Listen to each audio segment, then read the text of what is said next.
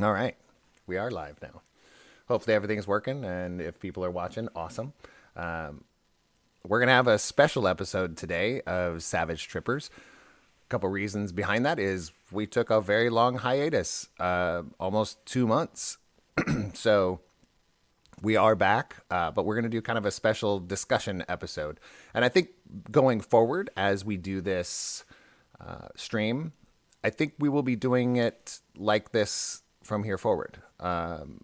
Every few episodes, we'll have like a recap kind of deal, and we get to divulge more information about your character, where they're at, maybe physically, location, where they are emotionally, like are they distraught? Are they doing that? I think that'd be kind of a cool segment to have every once in a while as we go forward.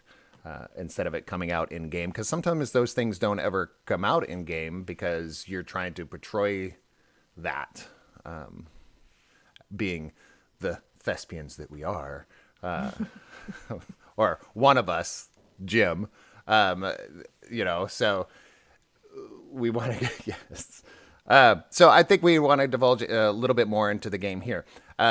So I think as we go forward, I know Michelle, aka Switch, was ready to do a recap of last episode.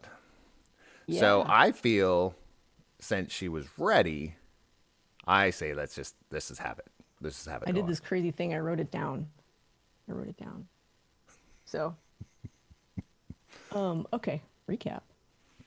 It's long. It's kind of long. That's good, because I mean, realistically, that's what we're about here. So just know that the humans that you're with right now will probably interject and make fun of you, and probably give you applause, probably all at the same time. Okay. Much appreciated. I have no idea what happened since the last time I was here. No pressure. I'm going to tell you all about it. All right. Last we left our trippers. Hal and Bit had programmed the ship to go to Vegetonia,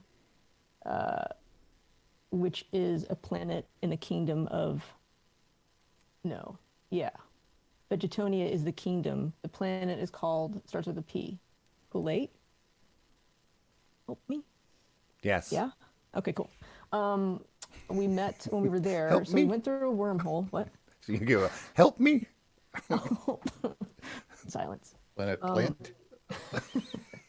So we went through a wormhole, and we were met by Sir Carrington, played by Marvin, and Nova. And meanwhile, Jace and Brucon stayed on the ship while Dahl, T4 Cole, and I went with Sir Carrington once we realized Sir Carrington and Nova were not threats. Somewhere in there, Hal told T4 Cole that we were here for a purpose. So we come to learn from Sir Carrington that Lord Starch is missing from the Greyblade Forest, and he hasn't come back. And he took all of the troops to look for places to grow vegetation. So we decided to help. T4 Cole uses some of the Halo tech to give Sir Carrington and Nova a Halo so we can all communicate and speak the same language and understand each other. Then, on our way to help Lord Starch or figure out where he was, we stop at a tavern, of course. We Of talked to some course. patrons at the ale house. We learned from Tilly that Lord Starch was carried off. Something about orange warlocks. Damnable orange warlocks. They sound bad. Nova traces the dark magic, which happens to be fruit magic. After we ordered root beers, we took root beer to go. We head out. Now the details may get sketchy. So we find that Lord Starch was captured by the Fruitopian tribal party, who deals with dark arts and magic.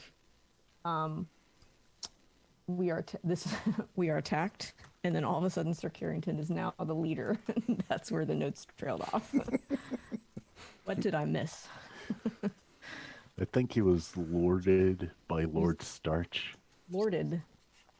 I don't know verb. exactly what the word is, making someone a lord. Lorded. Good lord. It's not knighted. No, he basically gave up his kingdom to Sir Carrington. Kingdom for a carrot. Yeah. He dangled the carrot, and Carrington took it. Yeah. Reason being is he felt he was inept. Like, if he can be let off that easily, that's what happened to Sir Carrington. So yeah, So that was. Go ahead. I realize that I must have missed more than my fair share of episodes because I don't know who Sir Carrington is. He's a carrot. So we will get to that because I think that's another part of what we're doing in this episode is people describing, because I didn't give people a chance to describe their character on purpose. I wanted kind of the story to go, and the characters kind of be you kind of get to see them through the game.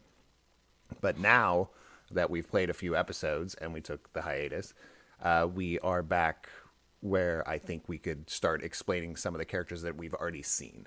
Because I feel like maybe we're all curious. I mean, I think when it comes to Jim, his character has never even met this carrot person, but you'd probably want to know about him. Those types of things. So, and I think maybe some people out there watching want to know who these people are also. So, so this is what I had as a movement towards not this episode, but our next actual adventure next episode where we play. I have this written down here. A year has passed since Sir Carrington, now known as King, found the kingdom's eggplant wizard murdered. As the investigation continues in the hands of his trusted advisor, Sir Starch, King Carrington has recently joined in for the ride amongst the stars. Others have found a place to take a leave from the ship, destination unknown. Set adrift to their next unknown destination, they find themselves still trying to figure out the ins and outs of this so-called ship and the purpose of their journey. So that's where we're kind of coming, where there'll be like a year gap where you guys have actually done some adventures together and those types of things. So as we go forward, I would really like for us to discuss our characters, and then we'll move on to some things that I want at the end where you guys can kind of change some things, okay, if you'd like. So since the first curiosity was about this carrot dude, Marvin, why don't you tell us who this? I'll see if I can pull up kind of not really your stats, but at least let's pull him up. Carrington, there. So if anybody's curious, I'm just putting up your hindrances and your edges up is on the screen now.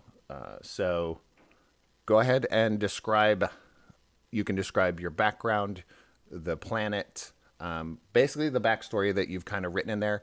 Only tell things that you want people to know, though. That would, Okay. you know. Okay. Well, to start off, as you may know, Sir Maxwell Carrington, his full name, is a carrot knight of Vegetonia, specifically of House Starch. Well, formerly a knight of Vegetonia, because now he is Lord Carrington of House Starch, which was a very controversial move because, as you might know, he's not a Starch. And a lot of the lords of the Starch lands, all the yams, the potatoes, those everybody, are kind of miffed at Lord Starch just putting a carrot in charge of the house. And it's like, what exactly was he doing? And that just kind of put a bit of a, I don't know, it called into question Lord Starch's wisdom. And also, more specifically, and I know you had this whole plan out with the eggplant wizard, but I had a very stupid idea that I want to do. So, we all know the eggplant wizard was murdered, yes? Yes. But it was by his own hand, as Carrington found out. It was all a plan to overthrow the Starches and rule over the lands on his own. For you see, the eggplant wizard has now become the eggplant lich. Yes, my friends, he has done that most heinous of crimes. He has become pickled. And now Lord Carrington must find a way to stop the eggplant lich by somehow joining his friends, because this is just strange magic, and it's all connected. Why did Lord Starch leave all of a suddenly? Why is the eggplant lich now planning to conspire here against Lord Carrington? It's all over Carrington's head at the moment. So, he's put in charge one of his most loyal retainers, and it's gone off with these fine adventuring folk to hopefully find Lord Starch, stop the eggplant lich's machinations, and figure out what the heck is going on. And of course, he's doing it with his trusty steed, Sydney, an aphid. Yes. Oh my God. Okay, so there's what you're challenging me now because I had a story going on in my brain with some other people. And I fucked it up. Yes, and I love it because it just adds more dynamic. So that's kind of how I love to play these games: is throw me for a loop and then let's roll with it. So yeah, that I'm interested in that. Can you describe what your character looks like? Right. So, Sir Carrington is, of course, a carrot person. It's not exactly a humanoid carrot. Think of the carrots from like VeggieTales or something. Carrot, arms, legs, but also in plate armor, holding a lance, and is also riding an aphid. Side And I know saddle. Side saddle. So Yeah, side Yeah, saddle. we made sure it was side saddle because you didn't want to split the carrot. Nah, there's So no way he could rides side get on. saddle. So, yeah. So yes, And also an important thing, in all the fruit and vegetable people of Vegetonia, while they may seem human-sized on their own planet, when you guys visited that one time, when Sir Carrington is aboard your ship, you find out that he's the same size as a regular carrot. So So- it comes up to about big. like the original size of the GI Joes, like Pretty much, yeah, like a little bit bigger than a Barbie. So But while riding his size- riding an aphid. Yep. So I don't know why I made the aphids the horse analogs. It just Hey. kind of makes sense to me. but that was the planet that's your planet. I was like, these, you don't know any different. That's your planet. So yeah, that's Are ladybugs like the apex predator for the aphids? Kind of. Ladybugs are pretty much menaces in Vegetonia. You wouldn't think so, but they're just vicious little things. Ugh. so yeah. I love the backstory of that. Even when you submitted that character, I was like, what the crap are we gonna do with this? And I was like, I had a stupid idea that I wanted to do. and let's go did it. for it. So now it's become a pivotal, not a pivotal, but a pivotal moment, a character that is going, because realistically, Marvin, you were gonna just pop in once in a while, and you're like, "Screw this! I want to play my carrot guy." So we're like, "Cool, come on in," and so we go from there. Anybody want to know more about this carrot dude or the background of it? Because I think I have his stats up here on your basic stats. Can you give me because I have Sir Maxwell Carrington right here. When it came to your basic attributes, did you have a reason behind putting those together, or you just like, hey, that fits somebody that'd be a carrot?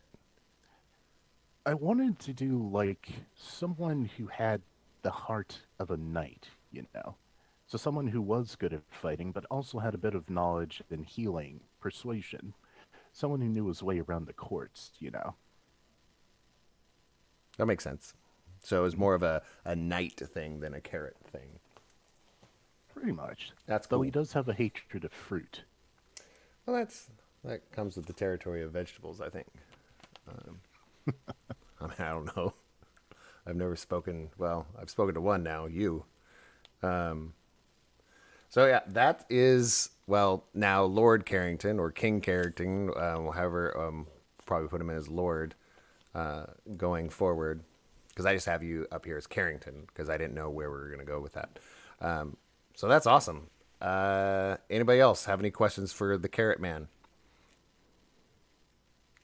Open to all suggestions, my friends. I feel like it's a cross between VeggieTales and Bug's Life. Right? Huh.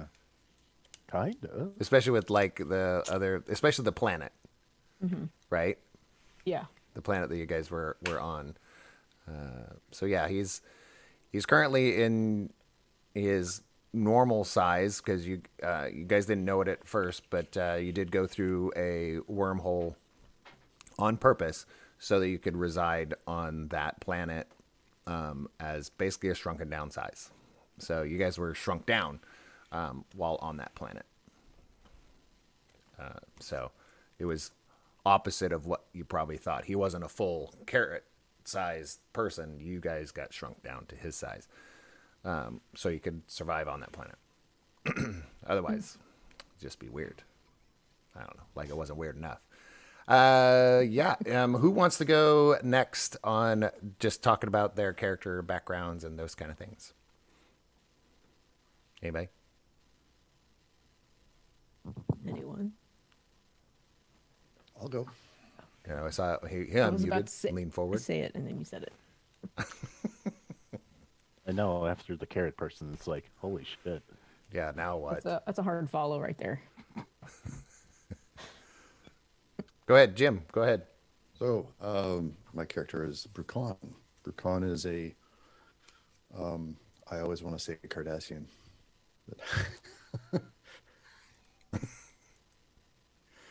They're a Raktashan, which is a cat creature. I kind of want to say he's a vegetarian, but that would be rude. He is Interesting dynamic, though. it would be. He actually has a rather senior position, or had a rather senior position in the court of his own kingdom on his planet, where he functioned as essentially like a minister of finance. So his strengths are, or I guess his edges are, aristocrat. So when he sees, I'm sure that when he meets Lord Carrington, that game recognizes game. So there's probably going to be a bit of a shared experience there that will bond them together. But Brucon, he's being an aristocrat and having to schmooze and finagle deals for the financial welfare of the country. He's very charismatic. He has definitely mastered the art of politics and saying the right thing at the right time, and insinuations, and so that's his skill, which he has practiced over many years. However, he does not react very well to personal slights or any sort of outward rudeness or being lorded upon, I guess you could say. And he tends to hold grudges for a very long time. And when he gets the chance to enact some bit of retribution, he does so ruthlessly. I mean, that's the basic background to him. He kind of tries to maintain that air of refinement and elegance and education. He tends to observe. When he speaks, he chooses his words very carefully. But he also knows when to kind of not dumb things down, but to say the right thing into the right ear in order to get some sort of desired effect. So most of his personal dealings are manipulative by nature, because that's his job and he's very good at it. So developing any like close personal relationships is just something he hasn't quite figured out, because he just can't turn off that side of his brain where how can I make this work for my advantage. So that is Brucon. I mean, when it comes to your looks, the Brucon, what does Brucon like height look like? Height. Wearing He's most of the time? average height for his race. He's not particularly physically impressive. He's basically gray fur, like all solid color. He he looks in good shape, but he's not particularly remarkable. Through some of the first episodes on the ship, people may have picked up on the fact that he, despite being, having a innate agility that is, very characteristic of his race, he's not particularly fast. He kind of ambles about, and he's, maybe the dimensions of his leg bones are not quite right. So you wouldn't want to try and rely on him to be quick about certain things as far as like covering any great distance. But otherwise he's just dressed very, not necessarily ostentatiously, but finely. He believes in the quality of the clothing, and that whatever he wears, even if it's modest, that it last, and tend to pay more for those things. So he's definitely likes to look fancy and be clean. I think that's what Yes. we've kind of found that through story is like, he doesn't like to be dirty, and does like to look good and be very presentable. So it's been cool to see that character kind of move along and try and be in like this haphazard ship, and the dirt and grime, and that's been a cool dynamic for me to watch. You do that. Yeah, it's very much with all the different things that were happening at the early stages, trying to kind of make sense of everything, pay attention to the details, but then also in the back he's kind of just gnashing his teeth at just kind of the not gross. He's not grossed out. It's just kind of the dinginess of everything. Why is everything It's just sticky? right. It's like, is there nobody to clean? You have time to lean. You have time to clean, my friend. Yes. So that's been kind of cool, and I think as we go on especially this episode today, we'll get to work some dynamics together as we kind of build this world together. And that's why we will go over just to give it. Well, we'll go over a little bit of some of the characters that are not here today, but your guys' kind of take on those characters also. So next one, let's go with T4 Cole here. T4 Cole. T4 Cole is a mixture of two characters that have been kind of mashed into one. And it's kind of the soul inhabiting a different body due to an event where the internal core of a android is completely fried, essentially. but the entire body of a human that they were kind of a pair beforehand is also dying as a result of this. So they get mashed together into this kind of 6 foot tall, very security type looking droid that is T4 Cole. T4 is the original name of the android, and then Cole is the original name of the individual outside of it, and they've kind of been mashed together. So, as well as since it's a security robot, it doesn't really have a vocal pattern that makes sense to humans. It doesn't have that dynamic range or ability to produce noise in that way because it's not a droid that's meant to talk. It's a droid that's meant to keep things safe. So learning how to overcome that boundary has been one of the things that I think was interesting for me to bring into this, and to like create that dynamic that if you aren't handed a device that will let you listen to it, or you're not another android that can already talk the lingo, it's a lot of beeps and boops and whirs, and it doesn't make sense outside of that. I think another thing that'd be really cool moving forward, if I can nail it down in time, would also introduce ASL or some sort of sign language type thing into his repertoire, since he does have functioning hands, as another way of means of communication for him. So,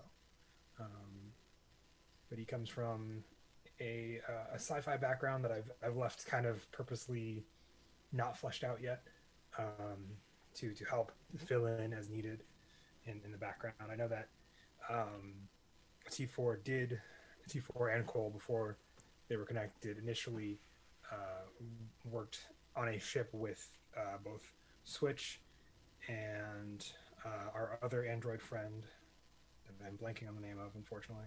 Jace. Yeah. Yes, Jace. Thank you. Before all that, I think before Jace was activated, since Jace believes he is human, and then with Switch for a while, and then both of you guys got lost in that ship, and that's kind of where we've been working out details on that. So, but he's been a lot of fun to play. I'm excited to bring back more character dynamics between everybody, and get to know both Carrington and Brucon a little more, because I have a pretty established history with Switch and Jace, but outside of that, I'd like to build dynamic interactions with everybody else. So, And I think that's what that's another reason why I was kind of gonna fast forward. Kind of not really fast forward, but skip kind of a year. yeah, Since we went on hiatus, anyways, I thought it'd be kind of cool to put those dynamics in there. But like when Fen, when you came to me and said, "Hey, I'm thinking about a mute character," and I'm going, it's a live stream for entertainment. And that was my first reaction. And then I go, yeah, let's do this. I was like, I really did. I was like, yeah, if I can have a carrot person, and I was like, and a cat with a chainsaw, we'll talk about that here in a little bit. Yeah, I think that'd be a cool dynamic. And I think that would be really, really nice to have some sign language kind of put in there. Do you know ASL at all? I've been learning it a little. Oh, here and cool. there. So it's a passion now of yours. Yes, Okay. it is. Well, it's been a passion of mine for about a while. I just haven't dedicated time to actually pursue it. And now I've been able to, with quarantine and all that, and making time for it. That'd be but super it's cool. got- I'd love to see a character that actively does sign language. That'd be super cool. So I'm really excited about that. I'm excited about the dynamic of how that would put in there, because I remember when we were first talking about it, that was my initial reaction, and then I went, "No, that's cool." It took me maybe 3 seconds to go, "No, that sounds great," because it's just something I've never done, and Yeah, it's something that gets so often looked over. And another thing that kind of the story behind why I decided to make him a mute is I ran into somebody at PAX Unplugged last 2019 that was a mute and was going around with people trying to talk about stuff, and ASL is a great barrier to overcome that barrier of being a mute, to be able to interact with them on that way, where they instead of them just nodding yes or no, they having the ability to talk with them like that because they can't speak or don't speak. Right. Um, That's super rad. uh, So I think that'll be super fun to see how that dynamic plays out through what we're Yeah, going forward.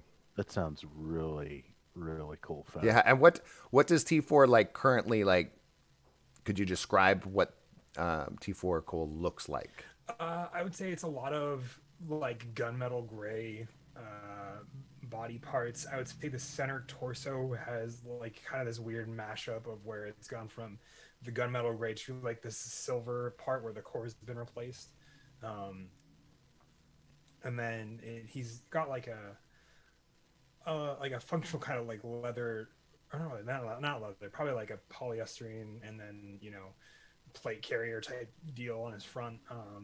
That holds most of anything that he needs, and then he has like a backpack that's attached to the plate carrier as well. So Super cool.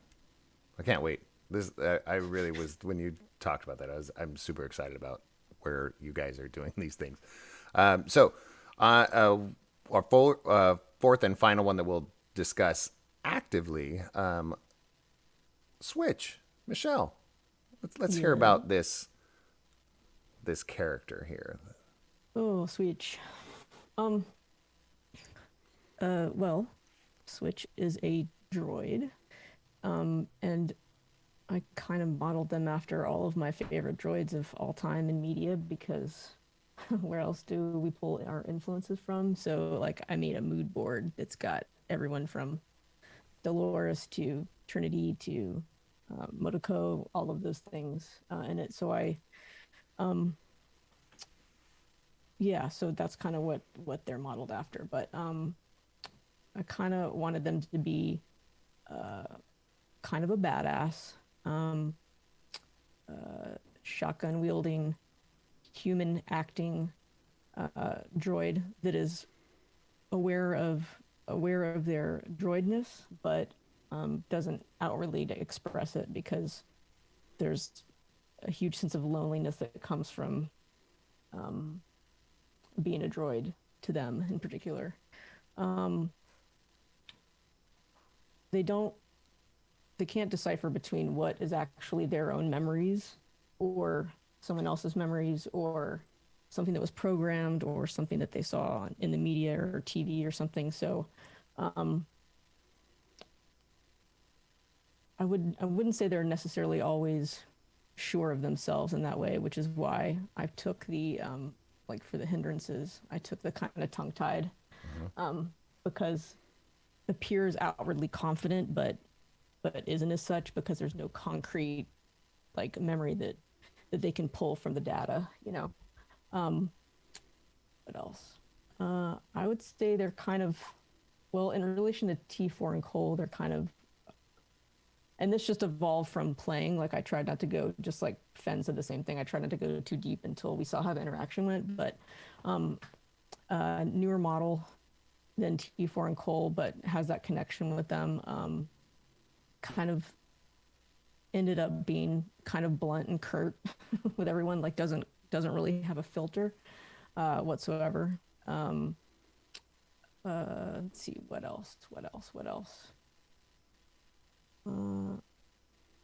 Name their shotgun Thelma. I'm trying to think of what else. What about what Switch looks like? Like I made them really tall, about 5'10". Looks relatively human, relatively slender. The only distinction that you would know that would make them a droid would be the completely left arm is robotic. And the picture I pulled for that in my brain was like Johnny Silverhand from Cyberpunk, like that kind of arm. So yeah, mishmash of all my favorite sci-fi stuff and robots. So yeah. I think that's one of my favorite things to do. I mean, realistically, is just pull from. If I took this movie and put it in this movie and this character and this, I think that's why we play these games, right? So, no, I was very impressed with like the idea of your character just coming in as a non-binary droid, because you're kind of like realistically, why would a droid be binary Yeah. anyways? What is gender anyway? You know, which is to then it was. I think I did a running joke at the beginning with you. Is like a non-binary Binary. that's Yeah, binary right. because I mean it's like because you're a droid, so realistically you Yeah. are ones and zeros at your core, but yet you're non-binary. So I was like, oh, that's Yeah. kind of I think a little I play. think it's not a hard fast yes or no or male or female or any of those things. There's a lot of blurred lines. I think that's what makes up their character because they're so confused about what could potentially be real. Anything could be real. So right. I think I'm going to continue to kind of explore that and their interactions with other people, which Yeah, I'm thoroughly enjoying. Like I love the connection I have with Jason and T4 and these newfound carrot friends and making fun of the the cats, which I didn't intend, but it just kind of came out. So no offense or anything. It just Well, and that's how our episode, I think our whole series started was a cat and droid adventure, which was super cat cool. and a droid walk into a bar. Yeah, let's do it. The other one says duck. So, Not make fun of teasing, I should say. I should correct myself. Yeah. but as you mentioned, it was like you're talking about your closest with T4 and Jace, who Jace started off, and I'll even put Jace's stats up here. His little so up here. Jace is also a droid that doesn't know he's a droid. Just thinks he's smart, learned, read, has a bunch of books. So I'd like to go around. I mean, I don't know whoever's played with the character, played opposite the character of Jace, but I'd like to hear your guys' take because I know Switch, you kind of started off saying, yeah, the camaraderie, and then I know T4 Cole has some camaraderie there, and then Brewgrounds had some interactions there. So I mean, I'm not just saying this, but everybody. I mean, we've all like bonded and made good camaraderie for yeah, a so short-lived I just game thus far. Jace will be kind of our first one because you mentioned him. Yeah. Then we'll go on to the couple other characters that have shown up and come through. So let's talk about Jace. Anybody? I mean, to me, Jay seems like the bases everything in logic, or not. It seems logic, but all he talks about is his library. Has a. It seems like he's got a clear intent program to follow. You know. I definitely think like it's I love the dynamic that he believes that he's human because of where he started, where he like kind of woke up, and where his memory kind of begins. And I love that he is bases everything in logic, based in the library and his books, and we don't see the books, but they're there, and they're definitely stuff that he has because he leans very heavily into like the logic and reasoning behind those books. I love that dynamic. I love that grounding in reality that, while still kind of fantastical in its own way, is grounded in like the truths that exist. So Yeah, I always thought it's interesting in that he doesn't seem to have an intuition about anything, right? He's like, what should we do? It's like, let me look it up, So, and that's just Complete the lack way of common sense. it's Yeah. the way he interacts with the world is, he doesn't really, he learns from his experiences, but he doesn't really extrapolate. And I think his default mode is, well, let me look and see if somebody else has done this in the past and what has happened. So he tends to trust his library more than his own intuition, if there even is one. But So it's kind of interesting. that was my interesting part of that too, is like his belief system is, I've got to look it up and research it. But when he goes into those books don't exist, he has that knowledge in him, but he doesn't believe in himself enough to take action or go, oh, this is what we do. let me go research it. I don't know. Let's see if somebody else. And then he really defers to himself, which is, I think that's a cool, realistically, it's kind of like us as human beings making decisions. We need that validation also. Right? It's like, oh, I don't know if I should do this. Let me ask so and so that knows more than I do. But really, on the inside, you've already made the decision. You already know what to do. You just need that validation. So he gets that. I feel this is what I see is he gets that validation through his books, which are really just his knowledge. Yeah. To me, the perfect analogy is if somebody asks you, quick, what's the letter that comes after P? And it's like, all right, A, B, C, D, E, F, G, H, I, J, K, L, M, N, O, P, Q. Q comes after P. Right. That's the only way I can know what letter comes after another letter is I have to actually go through the process of getting to the letter. And you just don't know it. You have to get there. And to me, that's what he does is he That's just a great doesn't know it. analogy. He's like, I have to go look it up. It's like just my first reaction. I need to look this up. So I really appreciate how he puts in there. Anybody else have any takes on Jace? He sounds like a very learned person, just like the great onion steers of Vegetonia. I can't keep up with you, Marvin. I can't. So I make up all of this. I know. So me trying to get the lore of that planet and your character, I'm never going to get it right. So I will always defer to you and your books. Let's if when it comes to Jace, if nobody has anything else to add, we'll go. Let me pull up this other one. I just want to find the small stats here. I'm going to go ahead and change it over to this one. So let's talk about our short meeting and interaction with Taswoop from episode 1. If you guys, I think it was episode 1, right? Yeah, Taswoop was in episode 1. That we haven't seen Taswoop since. Played by Ryza, Ryza's character. Do you guys remember Taswoop? Yes. I feel like Brukan would. I think there might be one word Yes. for to swoop. Chainsaw. I'm not wrong. No, that was No, Taswoop. that's doll. The doll. We'll get the doll. Doll has the chainsaw. Doll with a chainsaw. Oh, I thought it was okay. Yeah, Taswoop was. Oh, that was Lucy's character. Yeah. Yeah, and we'll get the doll here in a bit, but Taswoop is kind of rambunctious. The alcohol. Yes, and was drinking a lot of holographic drinks, if you remember.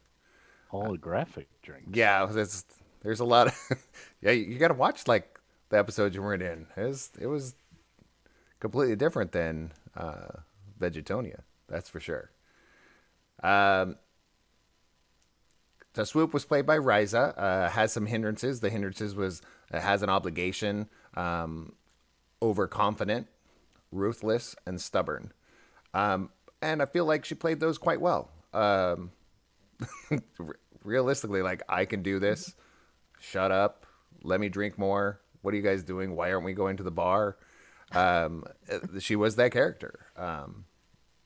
And will be still that character. That is the character that during when everything was going crazy on the haphazard ship just disappeared. And later to find out took one of the the escape pods, the only escape pod that was there, and all the alcohol was gone. That's what ended up happening. All That would be why. the alcohol, there was no alcohol left in the kitchen area that you guys found on that ship. The only sustenance was non-alcoholic or food or something to that effect, because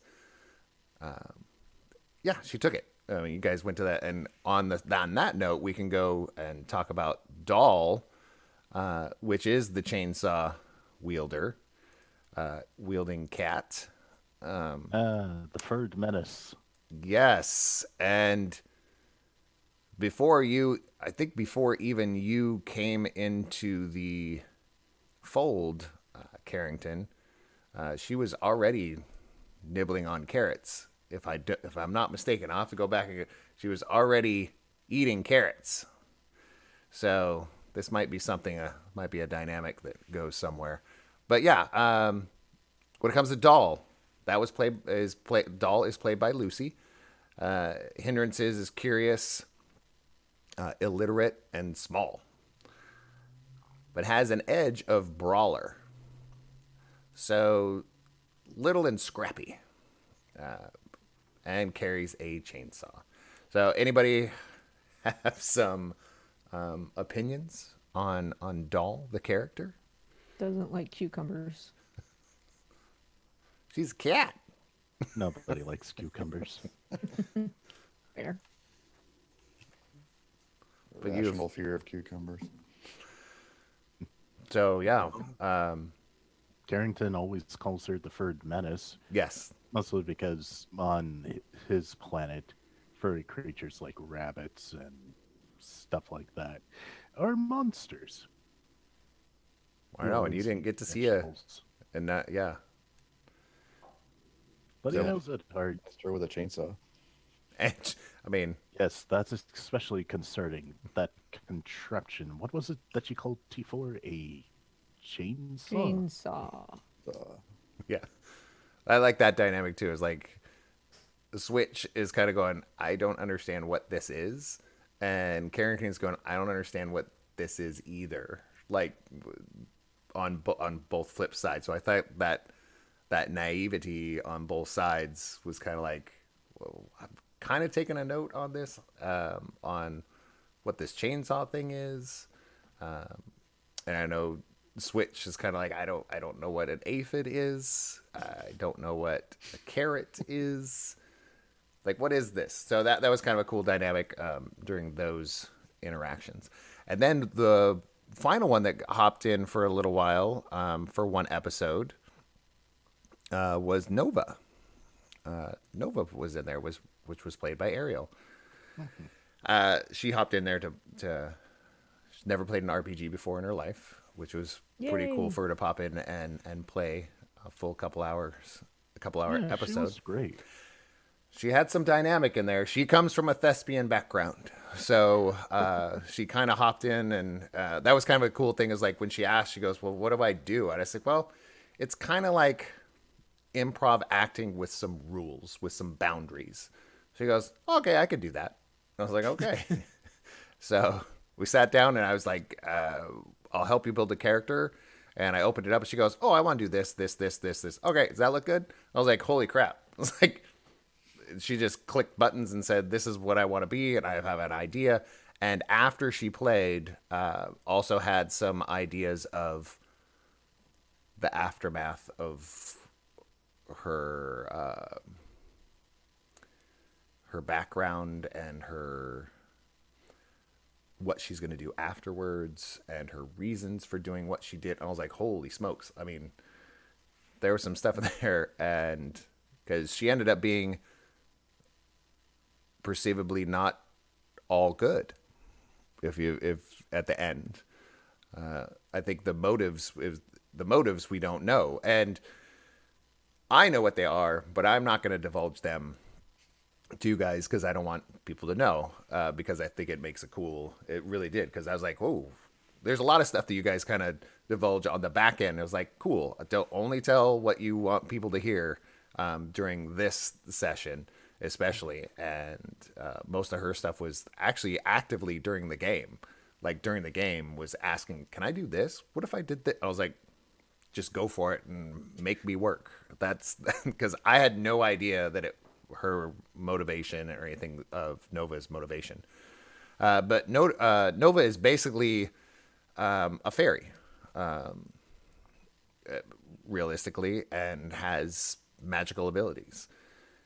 And I don't know if I won't divulge what she was carrying unless you guys saw it. I don't remember it in the battle. But she flies around with a little wand and is decently aggressive. And Those wings. was a cool dynamic. I thought it was a pretty cool dynamic. Our magic, it was our first like and maybe at this point our only like magic wielder in a As sense. the only person I think I've seen in our group that has leaned heavily into the magic realm. Yeah. And I think it makes for a really cool dynamic to have that contrast between a lot of the sci-fi stuff that we started out in, to have this fully magic individual. Yeah, when she wanted to do it, I was like, I think that'd be totally dope because it gives you that Shadowrun kind of feel. You know, you have that magic with technology, and I thought that was pretty cool. So she had a really good time, and I had a good time just having a new person that's never played a game before, never played an RPG before. That was super cool. I always love those moments. Those are some of my favorite, especially if they have a good time. You'll always be remembered as an honored interpreter of the Starchlands. Yes. So saith Lord Carrington. Because she was learning in different languages, and that was something she chose before we even played. Like she's traveled and she knows multiple languages. I was like, okay, cool, that will fit in very well. Since we're going to Vegetonia, it'll be very, very important. So as we got through our characters here, here's my next thought for today. Will be twofold. For you guys as characters, did you want to change anything stats wise for your characters going forward? Because if you want to do that, go ahead and do it. This is your last chance to do it. Because realistically, I'm thinking at the end of, because this arc isn't over, but once the arc is over, that's probably when we'll do like giving you guys a stat boost, and I'll decide on what points I'll give you to kind of give you some more stuff. Because normally in Savage Worlds, you can get another like a points to spend for your attributes or something to that effect, is what you get, so you can actually bump up your die.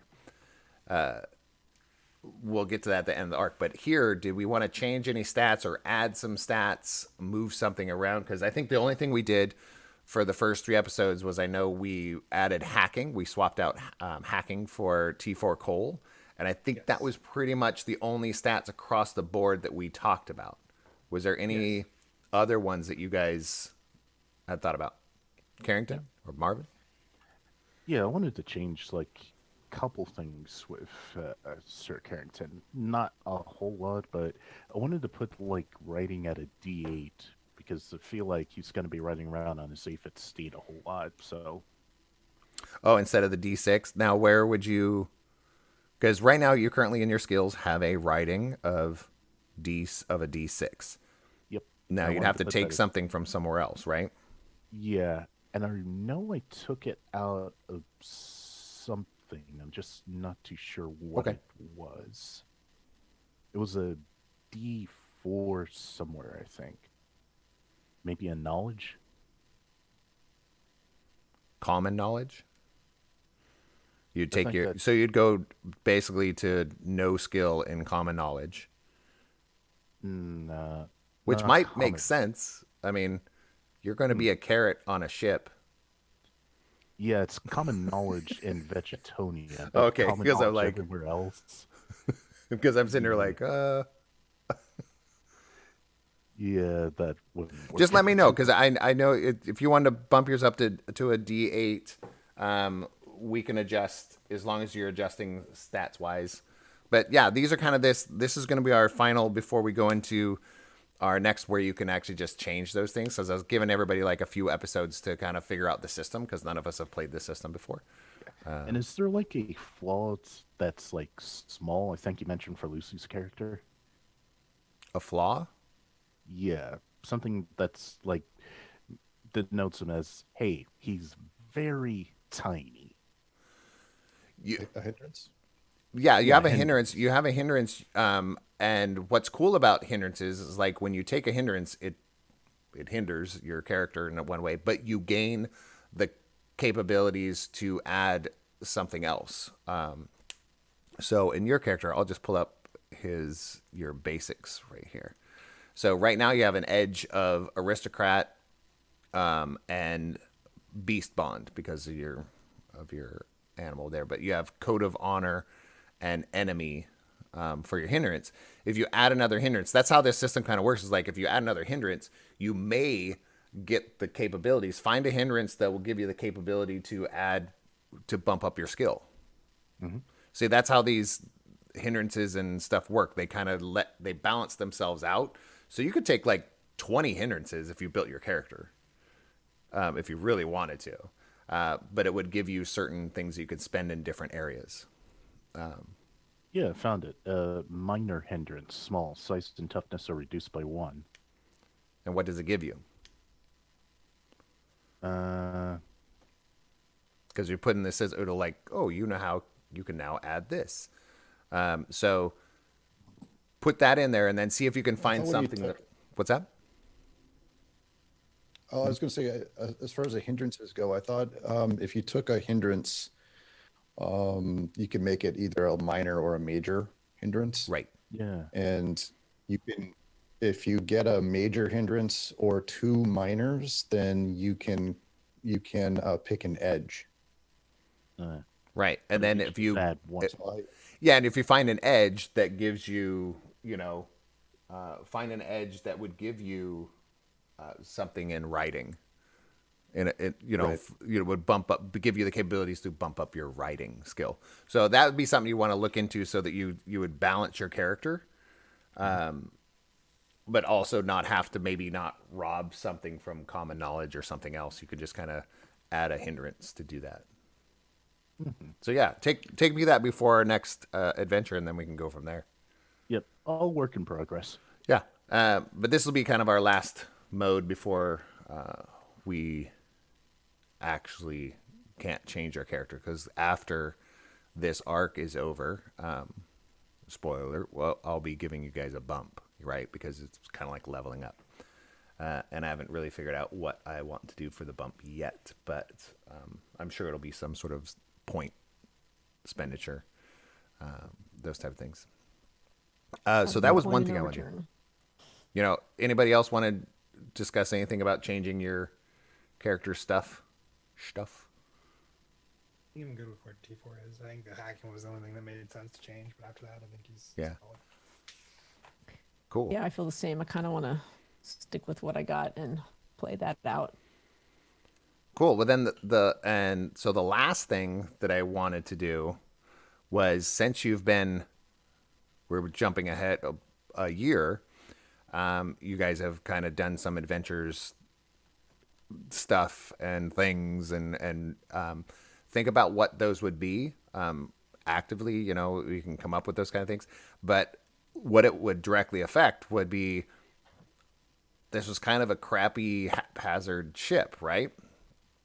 So over the last year, within reason, what do you guys think you would have done to the ship to upgrade it, make it more comfortable, those types of things? That was kind of my last thought here for this session. How it is when we started this, it's just a bunch of like seats and a bunch of shipping containers strapped together, right? It was a bunch of chairs in the middle room, where you could basically jack in, right? Kind of like Matrix-ish, put in the back of the skull there, but not as deep. And then I in the feel middle it, of the I feel room, it. there was chainsawed chairs left there. And there wasn't a lot of visibility to the outside. Remember, there was like maybe 1 or 2 small windows in like the, not kind of a control room, but not like an actual deck, like no pilot's chair in a sense. It kind of self-piloted. What do you guys feel Probably you'd want to have that ship have? A greenhouse. They do have a dependency. I think for Sir Carrington, I don't know if being planted in soil would be a good one for a carrot, or maybe just have greenhouse where he can soak up some sun rays, so he doesn't die. So your leaves can be exposed and and not wilted. and not well Is, down. is the greenhouse just your room, Carrington, where you just put yourself and pile dirt over yourself for when you go to bed? Yeah, that's pretty much. Like a blanket, you just It's- the dirt. Oh, that's a great idea. I was like, I mean, I think quarters is Retaining. definitely something, right? So I don't know what. I know Brugon for sure is gonna want his own quarters. He's like, can we just clean the thing? We Yeah. start there. Where's the mop and bucket? Yeah, and after being on there a year, I was like, if you guys wanted to remove all those chairs in the middle, or repurpose them, probably would make more sense, right? I think Repurpose some of we- them. Yeah, I think we repurpose some of them, make them more functional. Like one, if we need to like jack in for any reason, keep one alive for that purpose. But repurpose like the rest of the room because that could be like turn into like a cool mess hall style room where we can all like our common area, I guess. If you want to think of like Firefly, where they have like a kitchen Right. on one part, and you have like the long dining room table. But I think it'd be cool to. I think quarters for everybody makes a lot of sense. We could resection off some of the shipping containers differently to facilitate that a little more.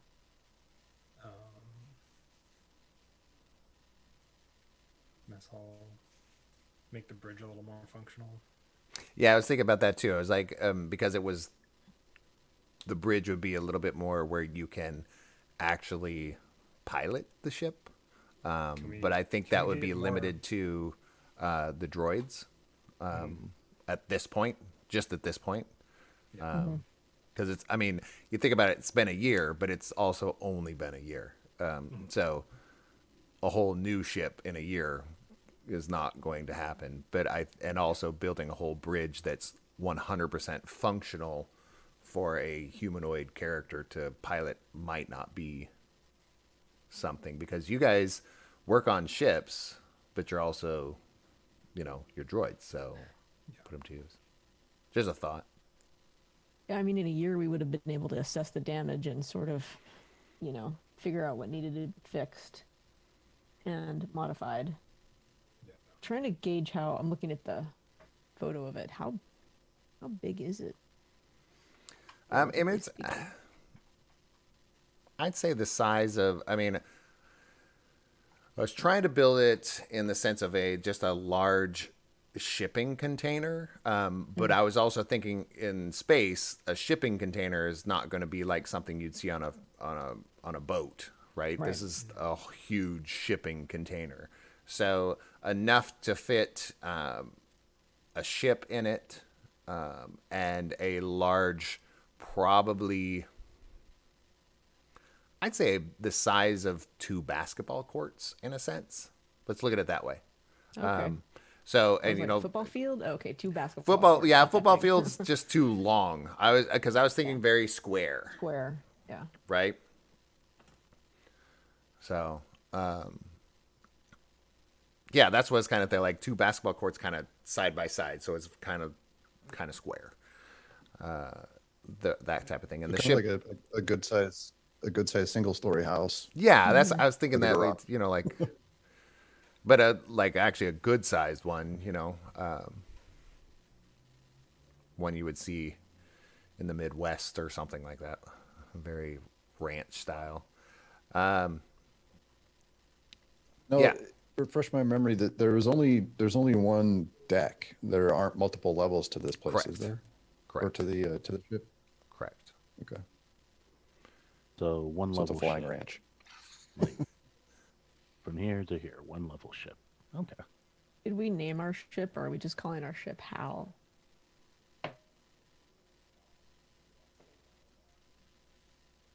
Because Hal Thoughts? is the ship. I mean, the AI is still there. Okay. Rocinante. Wait, your vessel talks to you? Doesn't yours? Oh, wait. you'll experience that character in our next episode. So many strange things out here. I'm just getting used to the metal But people. and if What do you call it? Metal. Well, It is what you are. Yes, that hand is made of steel. Only the hand, the arm, the arm. Well, I'm sorry, the arm. Is that what you're But I would calling it? assume it is made out of steel, such as T4, the ship. How you're able to move is so strange to me, though. How you're able to move freaks the hell out of me. Robots, Carrot I right could, inside me as a Sal. person, I could understand a robot, but a freaking carrot, I don't know. So that's kind of what if you guys have any other ideas about the ship and those types of things, so I really feel like, especially quarters, maybe come up with like how your quarters would be set up. Because I have a feeling I know. I mean, Marvin, you gave me a good feeling of, the greenhouse, the dirt, with Fen telling you, it was like, oh, what about just digging some dirt? I don't think Brucon would ever come to your room. It has a lot of dirt, and that's just weird. But I feel like It was in a maybe- box.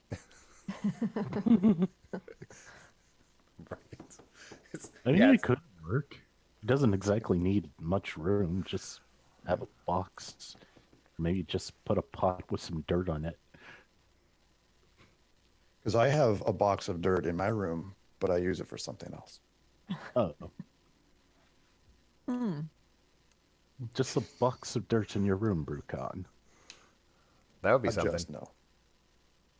Do I want to know what you do with it?